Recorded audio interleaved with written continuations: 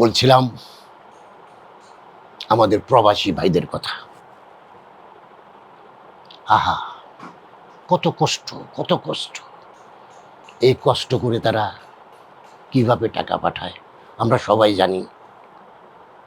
কতজনে মৃত্যুবরণ করে, কাজ করতে গিয়ে মৃত্যুবরণ করে, অ্যাক্সিডেন্টে মৃত্যুবরণ করে, কিন্তু লাশটা সময় মতো আসে না দেশ।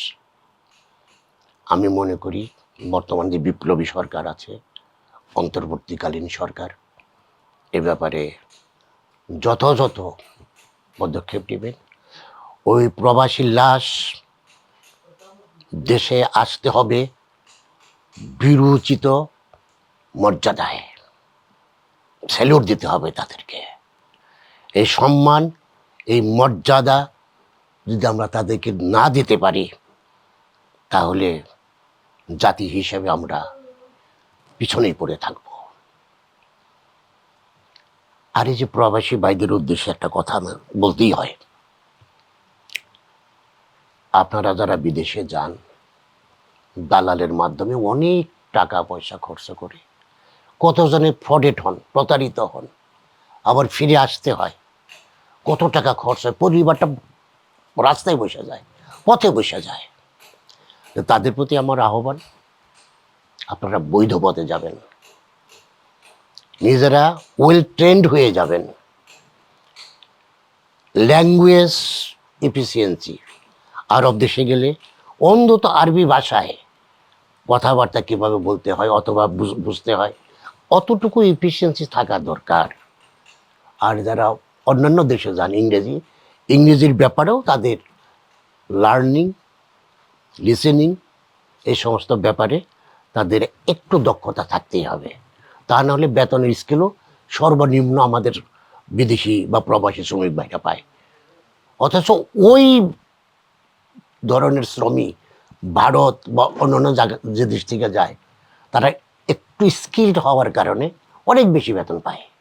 কাজে এই জিনিসটা মাথায় রেখে আগামীতে যারা বিদেশে যাবেন, তাদের পরিবারের প্রতি, তাদের প্রতি আমার পরামর্শ, আমার আহ্বান, তারা নিজেদেরকে যেন স্কিলড করে যান, যেন ওই দেশে যেয়ে আমাদের দেশের ইজ্জত, সম্মান, গৌরবকে তারা সমুন্নত করতে পারে।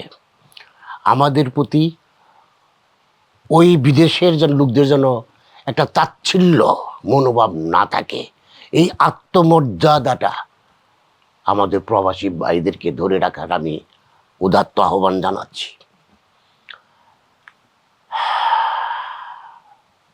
আমরা কত কাহিনী জানি, পত্র পত্রিকায়, টেলিভিশনে, এই প্রবাসী ভাইদের দুঃখ, বঞ্চনা, লাঞ্ছনা, কত রকমের কাহিনী শুনি আমরা।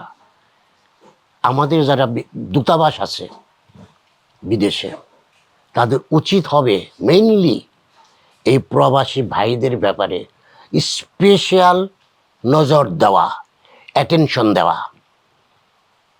এদের কোথায় আছে, কীভাবে আছে, কোথায় কী সমস্যা, এই ব্যাপারগুলো খোঁজ খবর নিয়ে ওই দূতাবাসের অফিসগুলা উন্মুক্ত করে দেওয়া, তারা যেন কোনো প্রকার হ্যাসেলের সম্মুখীন না হয়, তারা যেন দেশের সাথে ভালোভাবে যোগাযোগ রাখতে পারে।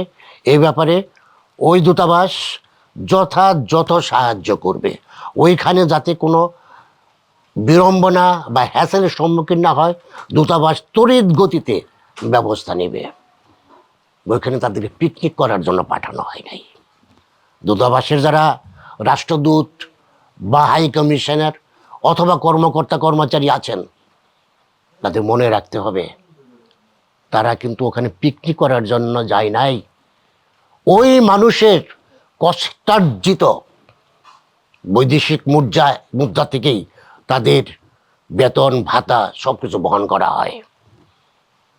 দে আর সার্ভেন্ট টু দি পিপল। তারা জনগণের শাসক নয়, প্রভু নয়। এই জিনিসটা, এই কনসেপশনটা মাথায় ক্লিয়ার রাখা দরকার আমাদের প্রত্যেকটা সরকারি কর্মকর্তা কর্মচারী সকলের। দে আর সার্ভেন্ট টু দি রিপাবলিক।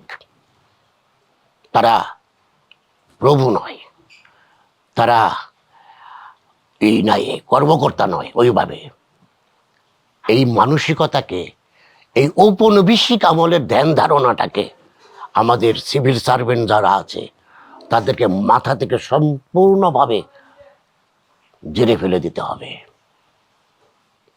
সমতা, ন্যায় বিচার, এইটা যদি আমরা প্রতিষ্ঠিত করতে চাই, তাহলে দেশের এবং বিদেশের, বিশেষ করে দেশের যারা সরকারি অফিস আছে যত, সব কর্মকর্তাদের কর্মচারীদের তাদের মানসিকতার একটা আমূল পরিবর্তন করা দরকার। আমি আশা করি আমি কথাটা বোঝাতে পেরেছি সংক্ষিপ্ত হলেও। একটা গণবিপ্লব হয়েছে।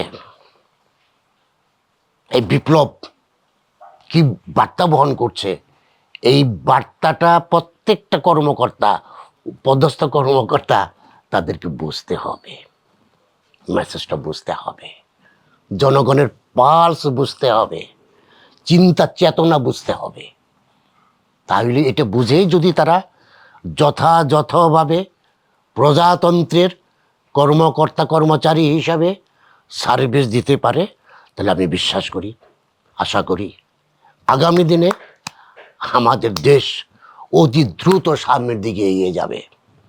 শুধু সততা, আন্তরিকতা, ন্যায় নিষ্ঠার সাথে সার্ভিস দেওয়া, অন্য কোনো কিছুই নয়। আমি আমার সরকারি কর্মকর্তা কর্মচারী ভাইদের প্রতি, সিভিল সার্ভেন্টদের প্রতি, সামরিক বেসামরিক সব শ্রেণীর কর্মকর্তাদের কর্মচারীদের আমি এই উদাত্ত আহ্বান জানাচ্ছি।